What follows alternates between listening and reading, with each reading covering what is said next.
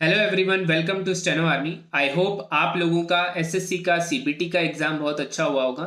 10 और 11 को आपका सीबीटी का एग्ज़ाम हो चुका है। अब आप लोगों को आगे क्या करना है उस चीज़ के ऊपर आज हम इस वीडियो में डिस्कस करेंगे।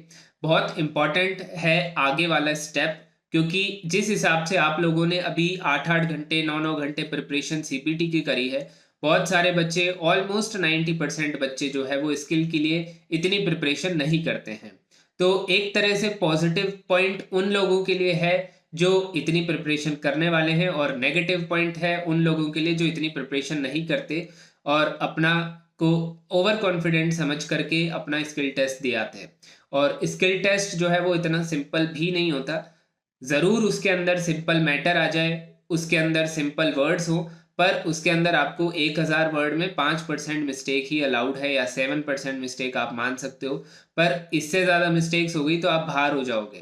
तो सबसे पहली चीज़ आपको यही ध्यान रखनी है कि एक एग्ज़ाम के दो पार्ट इसको आप मत समझिए, इसको दो अलग अलग एग्ज़ाम्स जो है वो आपको समझना है।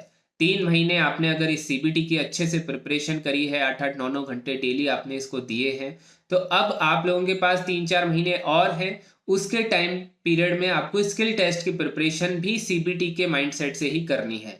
ऐसा ना हो कि आप डेली 2 या 3 डिक्टेशंस लिख रहे हो और अपनी प्रिपरेशन सोचो कि आपकी हो चुकी है। बहुत सारे लोग कमेंट में यही पूछते हैं कि कितने डिक्टेशंस डेली प्रैक्टिस करने चाहिए। सीबीटी के टाइम पे आप लोगों ने थोड़ी पूछा है कि भाई कितने क्वेश्चन एक टॉपिक के ऊपर कंप्लीट करने चाहिए। आप लोग जितना हो सके उतना कर रहे थे, उसी हिसाब से स्किल के लिए भी माइंडसेट वही रखना है। सबसे पहले तो माइंडसेट वो रखना है कि आपको प्रिपरेशन पूरी अच्छे से करनी है। दूसरा, आपको दो चीज़ों पर स्किल के लिए फोकस करना है। सबसे पहले आप लोगों को अपनी स्पीड पर फोकस करना है। दूसरा, आपको एक्यूरेसी पे फोकस करना है। लेकिन उससे पहले एक छोटी सी चीज़ है। हमारी जो क्लासेस हैं, जैसे स्पीड बिल्डिंग की क्लासेस है, आपको स्क्रीन पे दिख रहा होगा, जो कि 7 बजे शाम को होती है, जिसमें हम 80 WPM से 120 WPM तक जो है अपनी स्पीड को बढ़ाते हैं, जो हर एग्ज़ाम के लिए बेनिफिशियल है। उसके बाद आप लोगों के लिए एसएससी की क्लास है, जो कि 1000 वर्ड्स हम इसमें लिखते हैं। फिर एक लीगल मैटर की क्लास है, जो आप लोगों के लिए नहीं है पर जनरल मैटर की आप लोगों के लिए है। तो ये इसके बारे में हम बाद में थोड़ा डिस्कशन करेंगे। तो सबसे पहले आपको दो चीज़ों पे फोकस करना है, एक तो स्पीड के ऊपर, दूसरा आपको करना है अपनी एक्यूरेसी के ऊपर।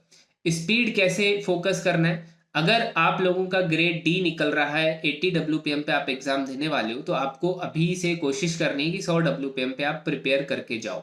और अगर ग्रेड सी का एग्जाम दोगे तो आपको 120 WPM स्पीड अपनी रखनी पड़ेगी। अदरवाइज आप एग्जाम में बैठने लायक नहीं रहोगे, क्योंकि जितना ज़्यादा हो सके उतनी स्पीड रहेगी तो उतना ईजी आपको एग्ज़ाम लगेगा। 80 का एग्ज़ाम दे रहे हो तो 100 का अगर आपकी प्रिपरेशन होगी तो 80 ईजी लगेगा।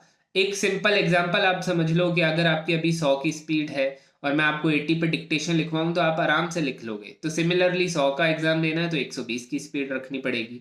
तो यही चीज़ आपको सबसे पहले फॉलो करनी है। इसी के लिए हमने स्पीड बिल्डिंग बैच जो है वो बना रखा है, जिसमें आपकी स्पीड जो है वो ज़्यादा हम करवा सकें। दूसरा आपका काम है एक्यूरेसी लाना।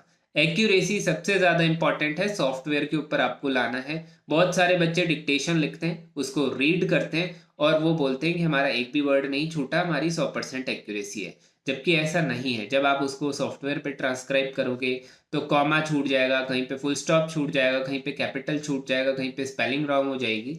तो वो एक्यूरेसी आपकी डाउन डाउन हो जाती है। तो आपको एक्यूरेसी जो है अपनी एकदम से अच्छी रखनी होगी। 95% 99% एक्यूरेसी आपको एग्जाम में लेकर के जानी पड़ेगी, तब जा करके आप श्योरिटी के साथ सिलेक्शन ले सकते हो।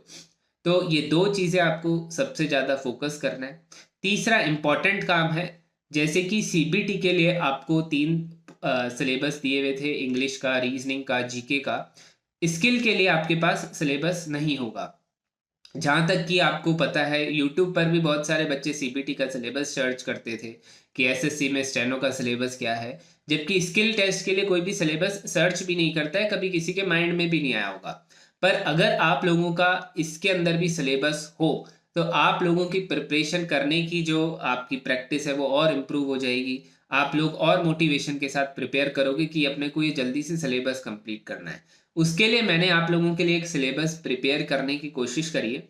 स्क्रीन पे आपको दिख रहा होगा, ये कुछ टॉपिक्स हैं, 450 प्लस टॉपिक्स हैं, जो कि हर अलग अलग फील्ड के हैं, जैसे social issues, environment and climate change, economy, आप लोगों के लिए politics, science and technology, education, health and wellbeing. इस तरह से मैंने हर एक इंडस्ट्री को कवर करते हुए हर इंडस्ट्री के 15-20 टॉपिक्स निकाल करके टोटल आपको 450 से ज़्यादा टॉपिक्स निकाल करके निकाल दिए हैं।